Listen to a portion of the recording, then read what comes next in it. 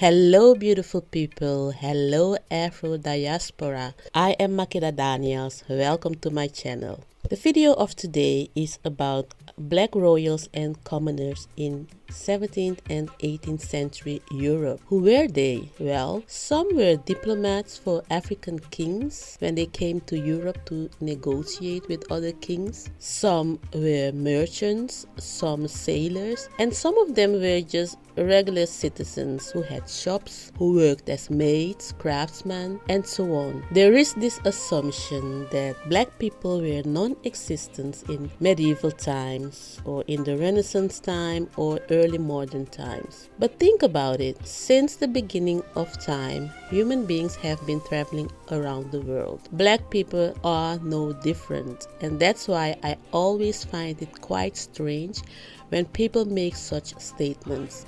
But today I want to talk about a few of these black people. Well, we will start with one and the rest will follow. These exceptional men and women who made an impact in this world, where marginalization is still an everyday reality. And we are starting with a giant who you probably already know. The music genius, the marvelous, the quick as lightning fencer, Joseph de Bologne, Les Chevallier de Saint-George. Joseph was born on Christmas Day in 1745 during the horrific era of slavery. Joseph was the son of George de Bologne de Saint-George, a wealthy French aristocrat whose family was in service of the king and had plantations on the island Guadeloupe for decades. Sugar plantations were a new way for aristocrats or indebted aristocrats to amass fortunes. Sugar, the substance of the 18th century that symbolized the dehumanization of Africans, was prescribed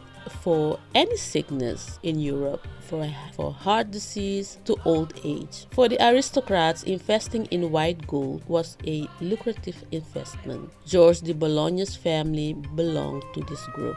Joseph's mother, Anne Nanon, a enslaved woman whose origin is Fulani, was born on the island. It is recorded that she was one of the 60 enslaved of his plantation, and she was about 16 or 17 years old, a very attractive young woman, and George de Bologne took her as his mistress. Some writers paint this narrative that they were in love, but slave-master relationships were never balanced, and you may wonder if it was rape or if there was genuine love between Nanon and George de Bologne, because an enslaved person was not free to give consent. And yet sometimes power relations can lead to feelings of affection. Thus, romantic relationships did exist because love is not always rational. So George and Nanon created this multi-talented child, Joseph. And according to Dutch writer Mulder, Nanon used to tell little Joseph the stories of his African ancestors, especially the creation story of the Fulani. In the book, The Black Mozart, a nickname I think is very wrong, but continue. But Joseph remembers his mother by saying, "She told me the creation story of the Fulani. She wanted me to know that story because many slaves came from Mali and believed the story. I was interested in the creation story. She told it so often that I could soon remember it myself. And the story goes, in the beginning was a huge drop of milk. Then Dundari came and created the iron, and iron created the fire, and fire created the water, and water created the sky. Then Dundari came down the second time, and he took the 5 elements and made man." End quote. About his mother and father, Joseph said, "He adored her and did everything she wanted. My mother.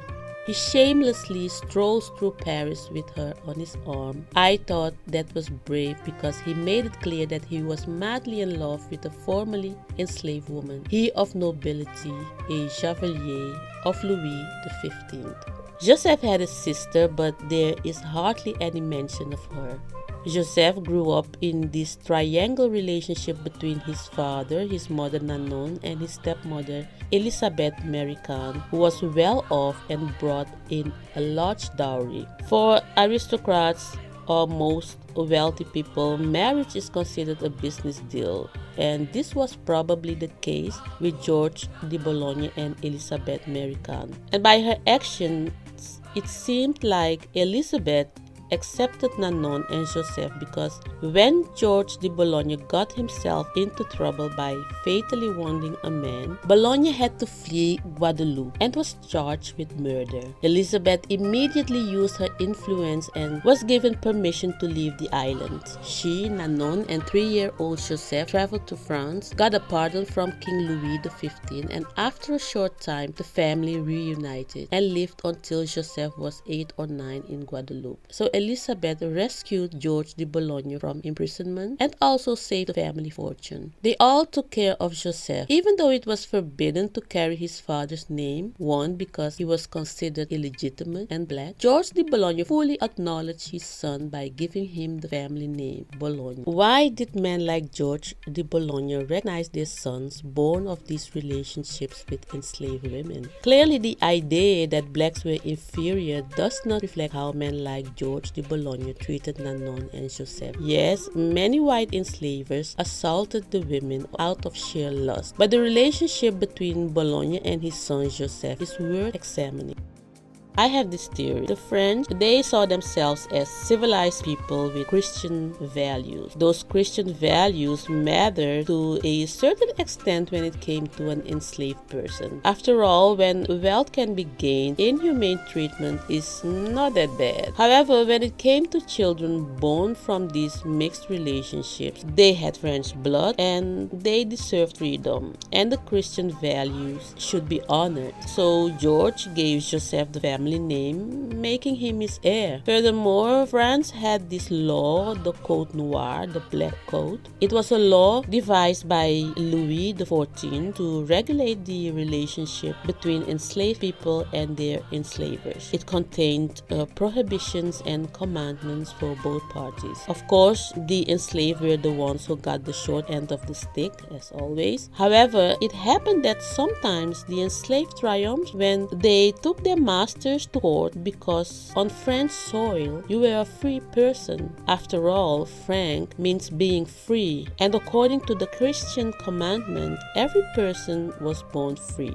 So enslaved people who arrived on French soil hired lawyers who were passionate Enlightenment scholars, and they won their freedom. So a lot of Frenchmen sent their mixed sons to study in France, where life was seen as less horrible. A son from a nobleman must be well educated, and it started with the art of playing the violin at a very young age. Joseph's father took care of his music classes, teaching him and also hiring a teacher who had some knowledge of the classical genre. At the age of 10, Joseph already composed his own music. There was no doubt that he was a little musical genius. Joseph was multi-talented, and fencing could be added to his many talents. Joseph liked how he outsmarted his opponent by using his flexibility, his quickness. In the future, his fencing skills would save him many times from being harassed in France. So George de Bologne had big plans for his son Joseph. He would not grow up in Guadeloupe, where blood, sweat, and the whip cracked on the backs of blacks. When Joseph had to leave Guadeloupe to study in France, it was his stepmother, Elizabeth, who traveled with him in 1753. Nanon and Bologne joined 2 years later. When the family arrived on French soil, they enrolled Joseph in a boarding school where he received lessons in humanities, mathematics. The young Joseph lived the life of every aristocrat in Paris, riding with his lackey through the city streets. Wealthy young gentlemen did not step into the dirt of Paris city,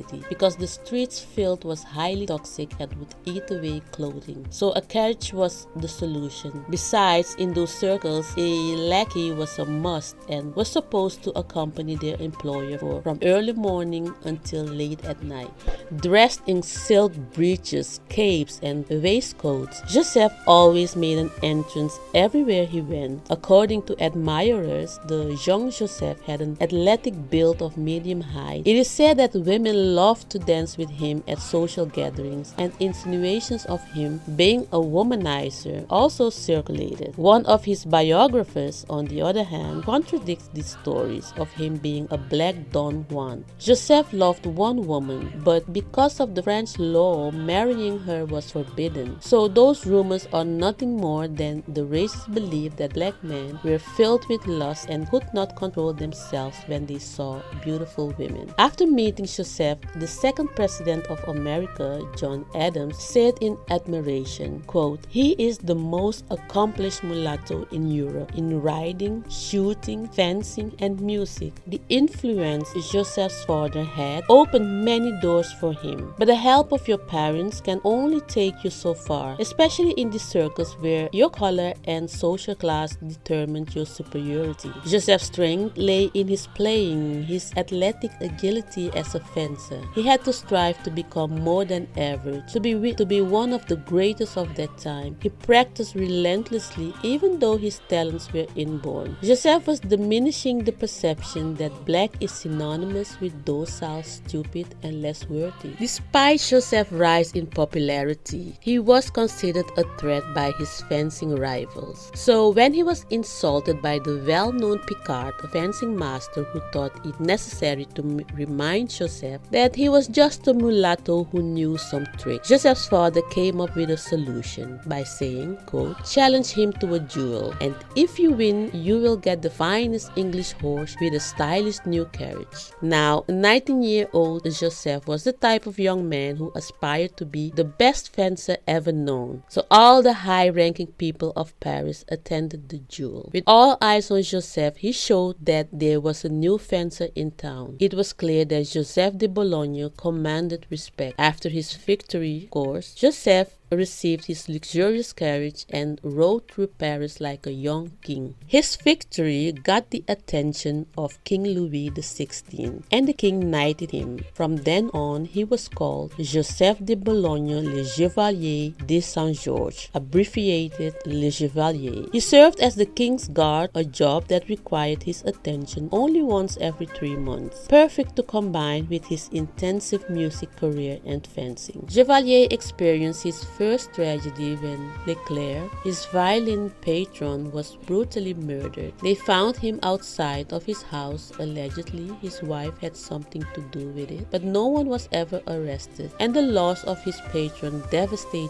Joseph. Despite his grief, Joseph managed to excel in composing his music and captivated his audience with his sound. At 28 years old, he earned a coveted position as first violin at Les Concerts des Amateurs. The great composer and founder of Les Concerts des Amateurs, François-Joseph Gossec, appointed Joseph a conductor for his highly talented group of musicians who entertained the upper class. Under Chevalier's direction, Les Concerts des Amateurs flourished and was so highly regarded that many called it the best orchestral symphony in Europe. Joseph explains this achievement, quote, "I give the concerts much more passion, which I achieved by not only writing the violin part in my music room behind the harpsichord, but also by experimenting with melodic development on the violin and thinking about physical expressiveness." He continued by expressing his admiration for the greatest composers he worked with by saying, "I collaborated with the great Joseph Haydn on Paris symphonies, which was a resounding success. I am black,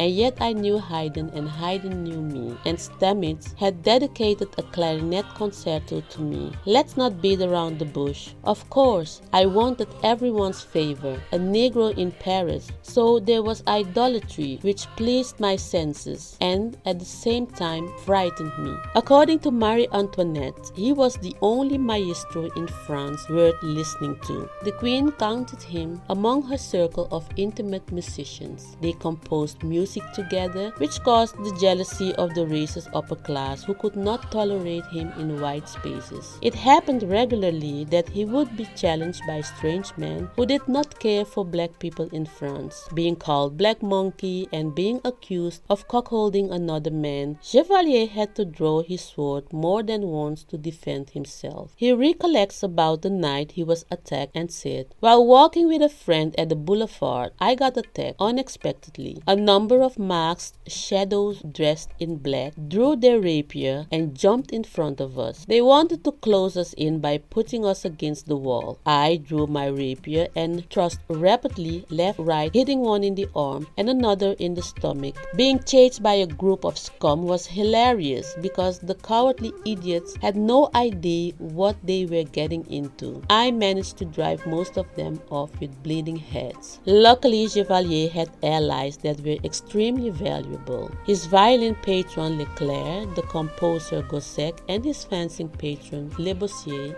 Even though Chevalier was knighted by the king, philosophers such as Voltaire preached about the danger of many blacks in France, stating that, quote, "The black race is a species of man different from ours." Chevalier's allies and his friends, Lucidor and Duhamel, his parents George and Nanon, made it possible to handle the race pressure. It would otherwise be more difficult to move in 18th century France as a talented and smart black man, because there were more challenges ahead. The next blow was the rejection of a position at the Paris Opera. Some influential women, Mesdemoiselles Arnaud, Guimard, and Rosalie, started a smear campaign against him and complained to Queen Marie Antoinette that Chevalier was a danger to their mental well-being and reputation. The Queen chose the side of Chevalier, but to no avail. The damage had already been done. Despite these setbacks, Chevalier's music and fencing remained his passion, and he kept composing marvelous violin concertos with his contemporaries. At one point, he lived with the young Mozart under one roof for 3 months after the latter's mother died. Mozart undoubtedly got inspired by Chevalier. If you listen to Chevalier and Mozart's music, you will clearly hear the similarities. Over the years, Chevalier showed courage and an undefeated resilience, a quality he would need for the years to come, because France was changing. The revolution of the century was coming.